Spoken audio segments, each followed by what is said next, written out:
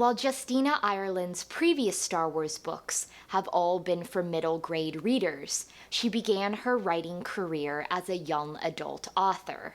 In an interview with the official Star Wars website, she explained that she felt the young adult format allowed her to take a deeper look at a few select characters. As the second young adult novel in the High Republic series, Out of the Shadows picks up a few months after the Republic Fair on Valo and depicts both the Jedi as well as average Republic citizens facing the new reality of the Nihil threat. Out of the Shadows made it to number 2 on the New York Times Young Adult Hardcover Bestseller list for the week of August 15th, 2021.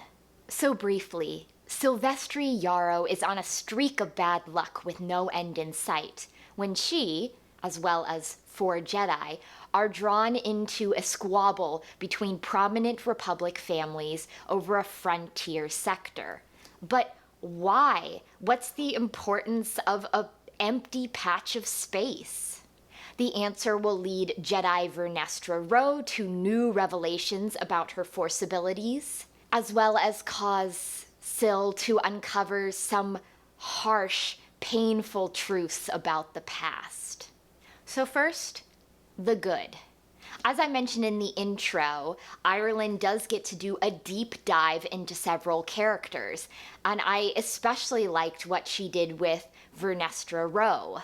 Vernestra is a bit of a wonder child, a prodigy of the Jedi Order. She made Jedi Knight at 16, and now at the age of 17, she has a Padawan that she has to teach and lead on his journey. But as we've seen with some of the other characters in previous books, Vernestra is not being well served by the Jedi Order here.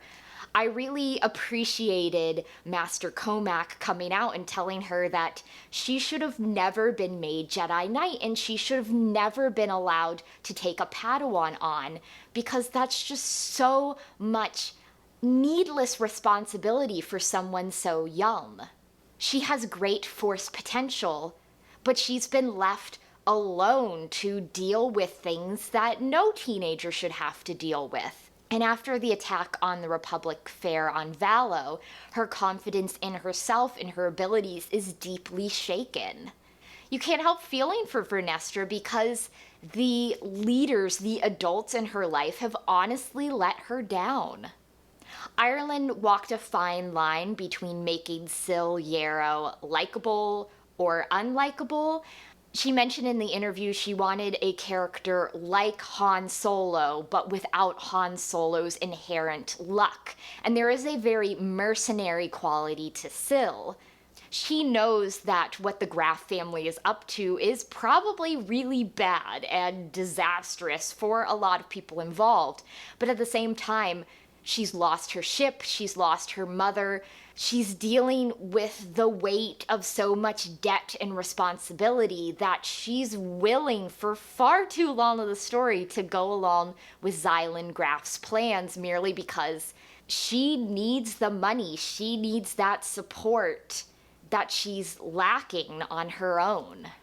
We also meet Sil's ex, Jordana Sparkburn, who's a member of the San Tekka clan. Jordana initially is also very harsh and unlikable, but as the story progresses, we learn more about her and that she lived through on TK to make her that way.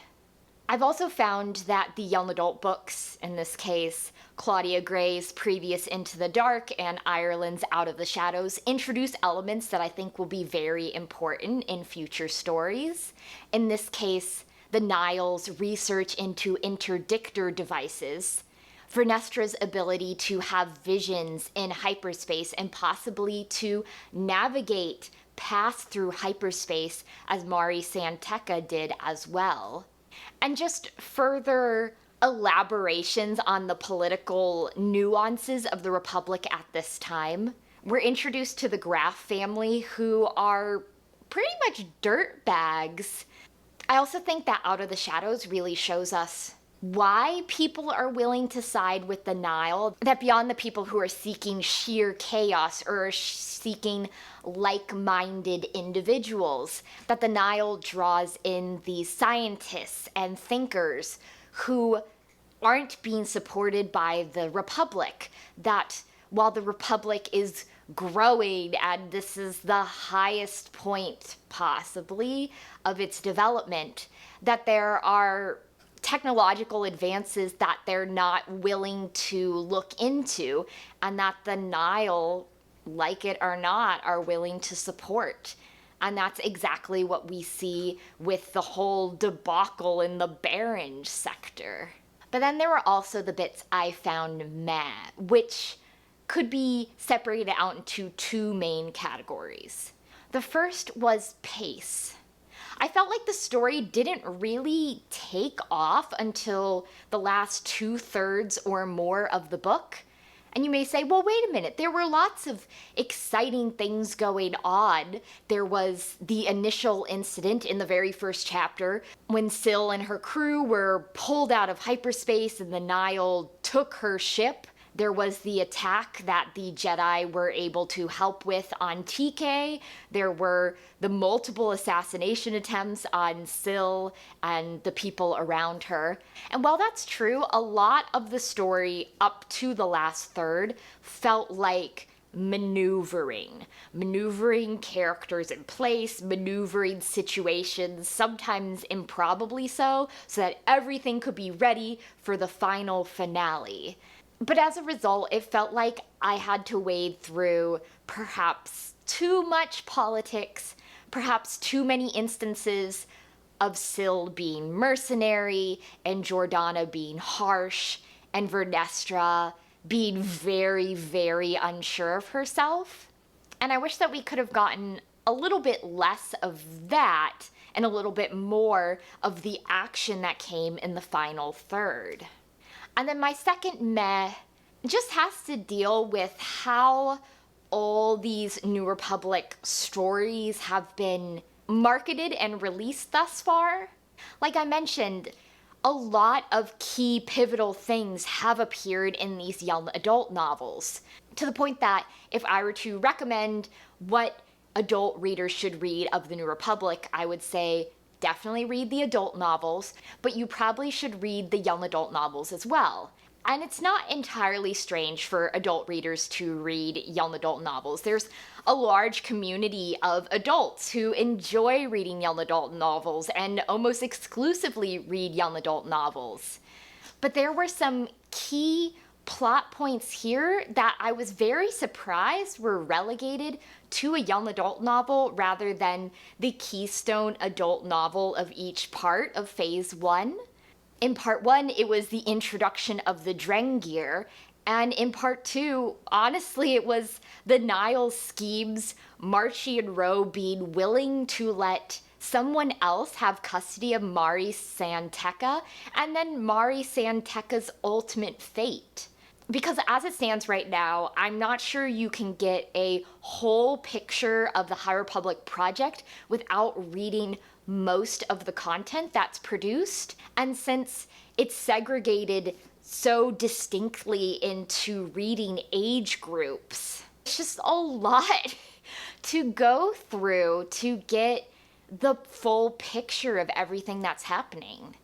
So in short, as opposed to the huge cast of the adult novels, Out of the Shadows features a much more pared down dramatis personae, and because of that closer focus on fewer characters, we're really able to take a deep dive into their personalities and their struggles. But at the same time, the pace was a little too slow. The High Republic's approach right now seems to be, let's throw the whole kitchen sink at them, and I'm not sure how successful that is, particularly to readers who are only going to focus on one specific age group. But I'm still looking forward to Cavan Scott's audio drama, Justina Ireland's manga, as well as the comics that I have missed and that hopefully I'll be able to catch up on with the trade paperback releases.